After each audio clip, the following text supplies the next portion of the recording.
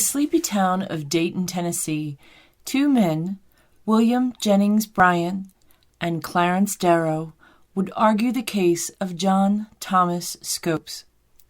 Scopes was accused of violating the Butler Act, which was created to stop teaching of evolution in schools.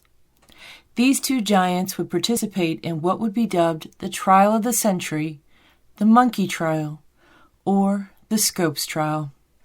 While this was one of the first trials the public heard on the radio, it was newspapers that truly covered the event. And where there are newspapers, there are political cartoons. Most cartoons featured monkeys in some fashion or another, and depending on which lawyer they favored, they could make fun of either Darrow, Bryant, or both. There were even cartoons that showed the town of Dayton playing for all it's worth as an organ grinder and his money-making monkey, trying to make money off of the trial through publicity or by shaking the fruit off the tree. Like the trial, the cartoons mirrored life and argued the differences between fundamentalists and modernists.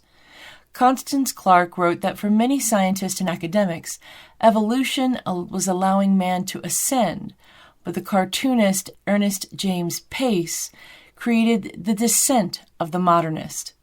This illustrated for many how believing in things like evolution would take you away from Christianity and move you down the steps towards atheism.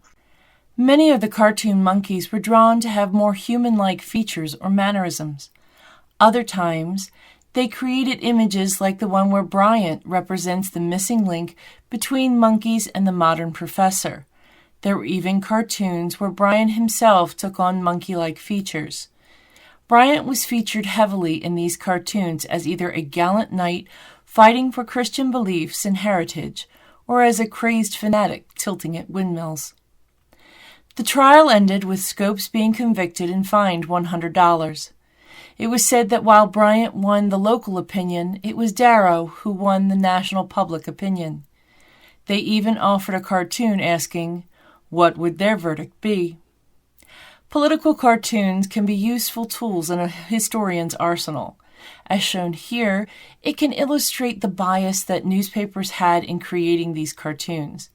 There were several cartoons not featured here that also had racial or ethnical disparities with the monkeys as well.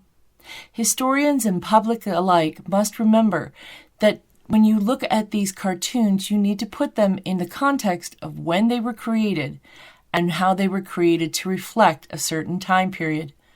While we may not agree with every political cartoon, they do offer us a glimpse into more than what is just written in the news.